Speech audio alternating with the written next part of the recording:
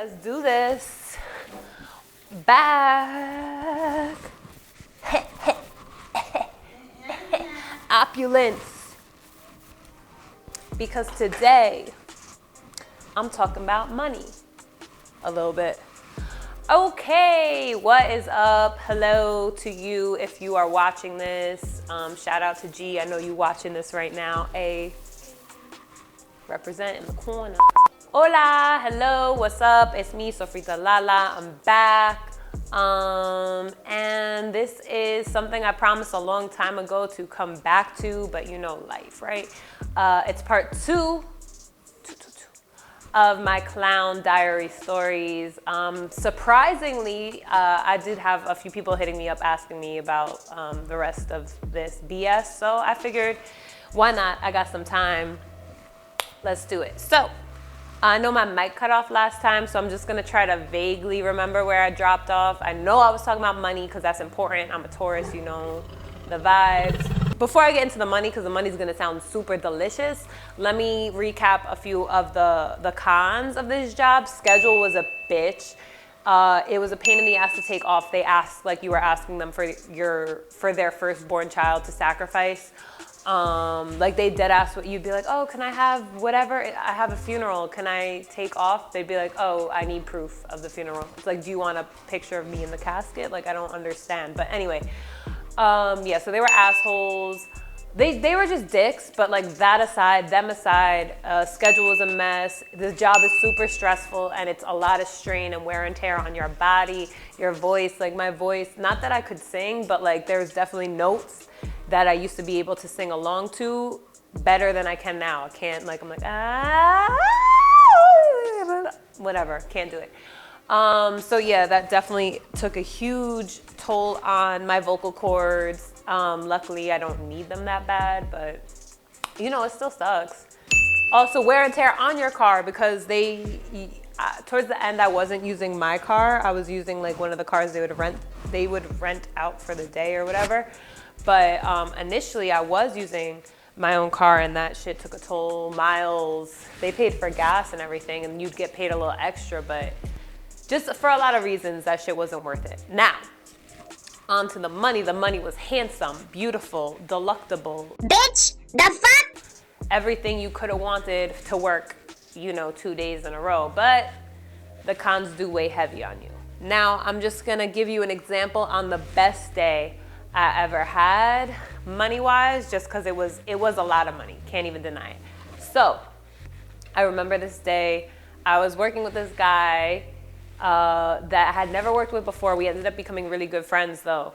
And it was his first day or second. I don't know. It was one of his first few days on the job, and he asked me, like, "What is the most money you've ever made?"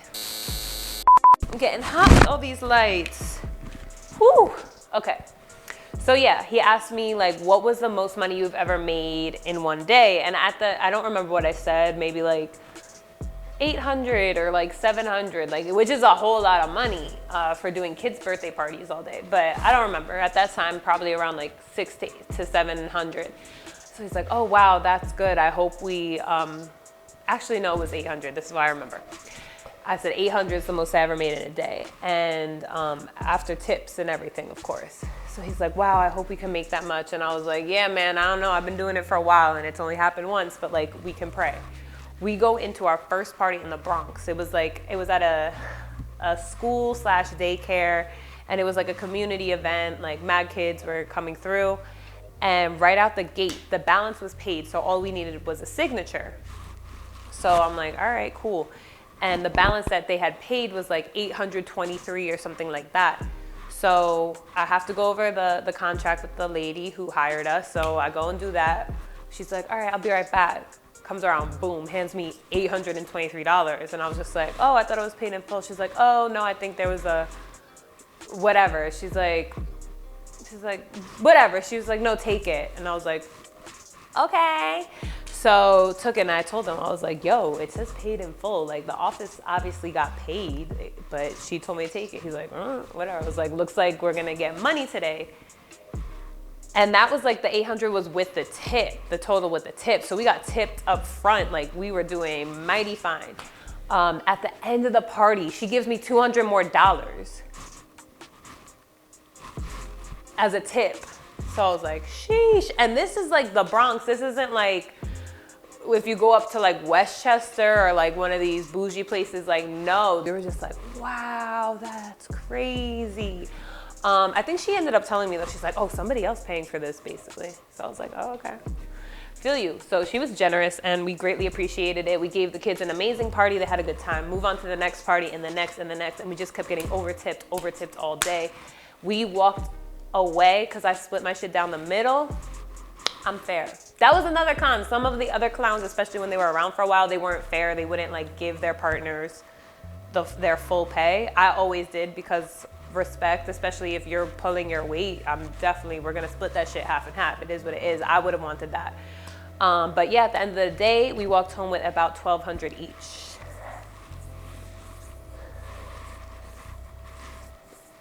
And I worked Sunday the next day. So that weekend I made I think we worked together the next day and we were just like on a high. Didn't do as well Sunday, but shit, for the weekend, we did, yeah. I have a similar story to that too, but I'll save that. If you guys want a part 3, when I secured my own bag for me and my partner a different time, because that is, I'm not gonna say illegal, I'm not gonna say it was illegal. It was just definitely against the guidelines and the rules, but you gotta look out for you and your partner when you out there, you know? Yeah, I say all that to say the money was beautiful at that job and that's why I was there for so long. I was there until I just couldn't do it anymore. And now I'm here with you guys, so full circle, that's life. But let me give you 2 quick other stories just so you could see like how wild this, I don't want to say lifestyle because it wasn't like I was a clown every day, but like this job, this career path kind of can be, because so much crazy stuff happens and you always have to be thinking on your toes and thinking on the fly and just roll with the punches. You get put in a lot of uncomfortable situations. You're in a lot of different environments around a lot of different people. I can only imagine with COVID how wild it is or how they're doing it. But I just know at the time I was there, it was a lot. It was a lot to take in and a lot to take on. But this one party, this is a little, I don't even want to say funny because it's kind of sad, but we had this birthday party. Again, this was in the Bronx, and it was going to be our last party of the night. So usually when you get your schedule in the beginning of the day, you check like all your parties, the travel time to each, and whatever, you map out your day. And then in the beginning of the day, you'll call all the parties, let them know around what time you'll be there. They give you a 30-minute window. I don't know if that got cut off in the last video, but if you need an actual breakdown on how it works, like I said, we could do that in part 3, just ask me, but it's not that fun. So I called a party. Dad's name was Elvis. And he was so nice on the phone. He was such a sweetheart. I remember talking to him, just letting him know, like, this is the deal. You know, we're gonna need a table, 2 chairs to set up near an outlet. Get in there, get started. Let me know if you have any questions, anything specific. And he basically was like, oh, this is a surprise party for my son. So, you know, we'll arrange it. However, we're gonna arrange it so that he's surprised when you guys get there. And I remember Elmo was coming. So I think he wanted Elmo to show up first. Like that was gonna be the surprise. And we're like, yeah, got you. Not a problem. Like I said, he was so sweet on the phone. So we're like, yeah, can't wait. So all day we're like, yo, Elvis's party is gonna be lit. We knew the food was gonna be good. We were just hyped, the music, everything. We're like, we're ending in the Bronx. And it was like only a 25-minute drive back to the office. We're like, woo, great. Fast forward to Elvis's party. Yo, it was, see, clowns would understand this. It was a crowded Bronx apartment party. And actually, anyone who's been to a family party in New York City in a small apartment, but you got like 50 plus heads, it was one of those. So it was cool, There's mad kids, mad people everywhere, mad food everywhere. We only had 1 hour. That was the thing. 1 hour is supposed to be for 15 children. They had at least 40. So we spoke with the grandmother. Elvis wasn't there yet. And we told her, all right, we're just gonna do face paint, balloons, cotton candy, and the bunny at the end. And we'll do a lot with Elmo. Elmo's gonna start off singing and dancing in the beginning. Bet. Okay, she was fine with it. She understood they had so much kids. Ba, ba, ba. Cute. Beautiful. Love to see it. So yeah, so I was face painting, wild, crazy, Fast and the Furious. Next. Ba, da, da, da, ba. And then I had to go get the car because I was parked semi illegally. So I left my partner to handle the tip. I didn't see Elvis, but I didn't see anybody but Elmo pretty much. I didn't know what the fuck was going on. I was in my zone trying to get done so we could get home. So I'm waiting for my partner out in the car for a minute. I text him like, yo, you good? He's like, 1 second, OMG. I'm like, oh God, what is going on? Are you okay?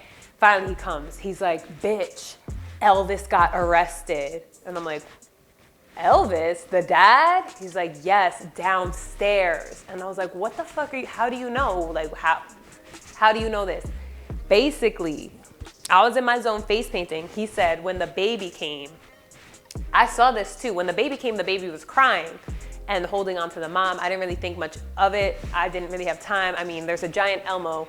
The kid is 3. Kids are scared of Elmo all the time. So I thought it was one of those basic things. He said the baby was crying, saying, why did they take daddy? Where are they taking daddy?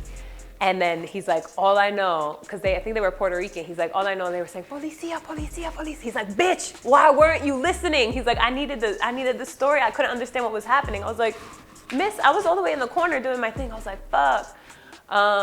So then he said when he went to do the tip with Elvis's mom, she was basically like scrambling, trying to find any extra cash to give us. And she was just like, she was also like near tears, and he said that she was just like, oh, you know, Elvis was supposed to take care of this. I'm so sorry, I didn't have anything prepared. You know, he was really gonna take care of you guys at the end. He was looking so much forward to it, ba, ba, ba. And she like gave him $20. He's just like, it's okay. And she was just like, thank you. And she started crying and she hugged him. And I didn't even get mad at him. I'm like, yeah, no, they probably need that more than us right now. So yeah, Elvis, if you out there, I hope you're free, I hope you're out. But your family had a good party that day. I made sure it was great for them. So yeah, Elvis from the Bronx, there's probably a few of those. But if you're that Elvis, hope you guys are doing well, hope the baby's okay, probably grown by now. But yeah, so that was a pretty wild time. One more story I'm gonna leave you guys with, cause why not? This was not my own story. This was actually people I worked with, and I'm gonna tell this super quick because it's a little wild. I don't know if I explained it to you guys, the thing with the bunnies, but the rabbits, we did a live show, rabbits at the end. That the way they handled the rabbits, Peter would be fucking ashamed. That shit was despicable. I've saved rabbits from there multiple times. I've got whatever. Oh, I have bunny stories for days too.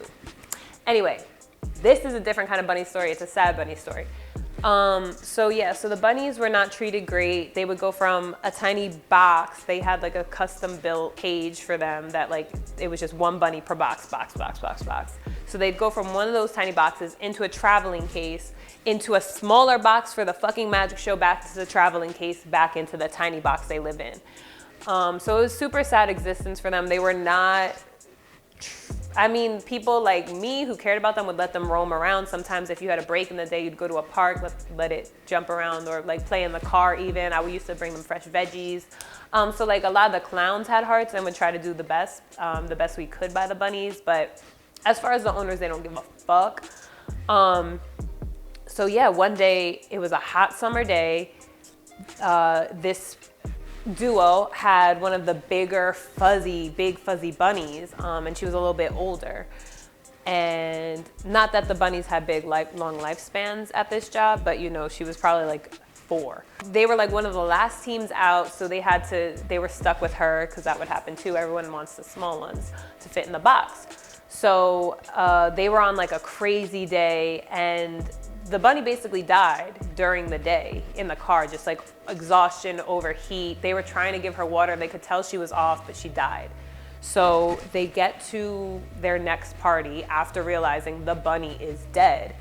And, you know, they have to go to the parent and tell them straight up like, hey, so our bunny died during the day. It's just a fucking horrible day. I don't know what to tell you. The parent was just like, it's fine. The kids won't know. Use it anyway. Yeah. Yes. The girl, she was like, I'm not holding it. Because basically the trick is like, open the door. Oh no, say a magic, it's not a real bunny, put it back in. The birthday kid rubs it, taps it, knocks it, whatever you want to do. Say your magic word, happy birthday, princess, ta ta ta.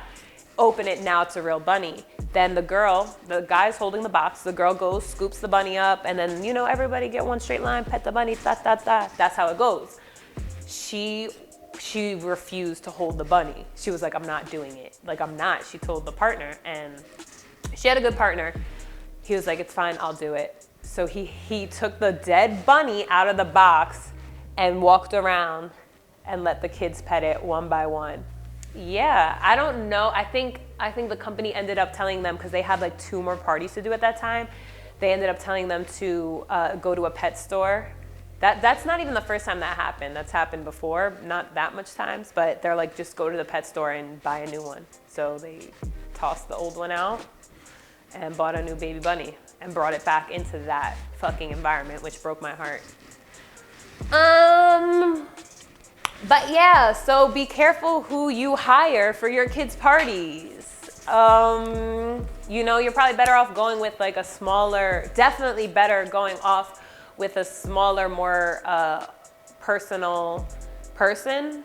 I don't know how to say it, entertainer or children's entertainer, somebody who's like just starting out and who really cares and who, can manage their own stuff. Because if you go to one of these bigger companies, and when they started out, when I started out there, they didn't even have that much people. Maybe they had 30 clowns or so, but like by the time I left, they had like a whole fucking roster, and like their clientele goes all over. Like the amount of celebrity parties that they've done is wild, and they do price gouge. So like depending on where you're from or like your name, they would also price differently. But yeah, I'm not gonna get into all that. I kind of came here to say what I had to say. But yeah, guys, hope you all enjoyed that impromptu part 2 of my clown diaries. Like I said, if you do want to hear more stories, let me know. If you want to hear anything else, I have mad shit to talk about for no reason. That brings me to my next point. Twitch. We could do this live on Twitch, guys. Follow me, twitch.tv/sofritalala. We just kick it there, get high, smoke. I said that already, said get high. Okay. Yeah, Twitch, we get to talk about different things, watch some of my favorite stupid reality shows, do sneakers, obviously. That's what I'm there for. And a bunch of other stuff, so definitely meet me there. As always, you can find me on Instagram @sofritalala, and right back here on YouTube @sofritalala. That's me. Like, comment, subscribe, and I'll see you guys next time. Later. Don't hire clowns you don't know. Woo!